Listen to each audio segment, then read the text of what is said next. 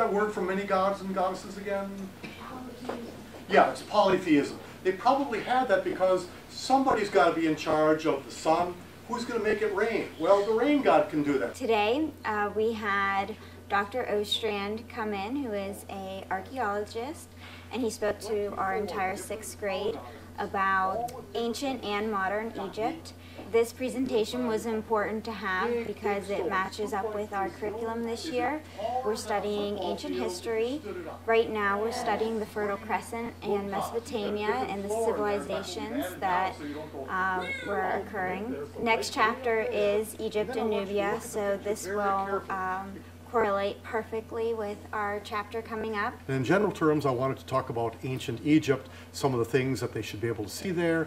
I hope they got out of it that Egypt is a country of immense diversity, of tremendous age. When we think of the Cathedral of Notre Dame, for example, in Paris, we're going back 800 years in time. When we go back to the Great Pyramids of Egypt, we're going back more than 5 times as far to 4,000 years ago.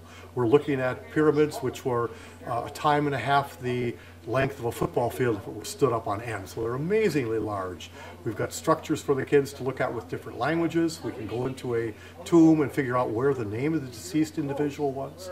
We hope that they get out of there the idea that even though these things are very different, these people solve problems in much the same way that we solve them today, by bits and pieces using the technologies around you. And even if they didn't have electricity, didn't have iron, they were able to do some advanced things as well. Tomorrow we are going to the Franklin Institute to see Cleopatra, or the Cleopatra exhibit.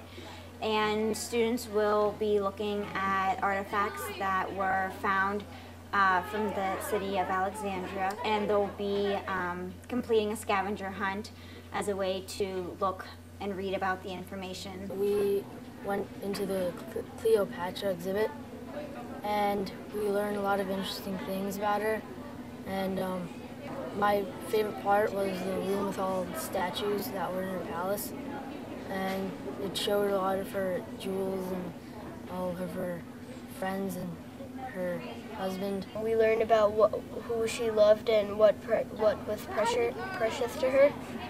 And my favorite part was seeing the masks and seeing all the jewels that she wears. I learned about how she had many husbands and that she had an interesting life.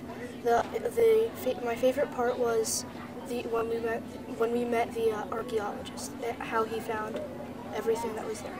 I am an underwater archaeologist and director of the mission who found all those artifacts underwater. And it's really a pleasure to see them once you discover them, you restore them, you study them, perfectly displayed here in Franklin Institute. It's the best moment for me of the excavation.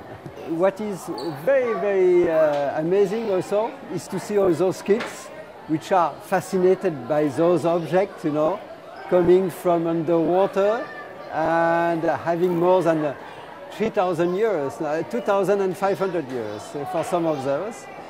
And it's very fascinating to see the attraction that those objects have on the kids. It was really fascinating, and I learned that Cleopatra was the last pharaoh in Egypt.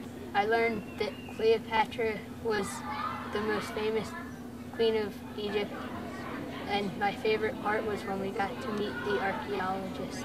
The coolest part was like a lot of it was way underwater before they discovered it.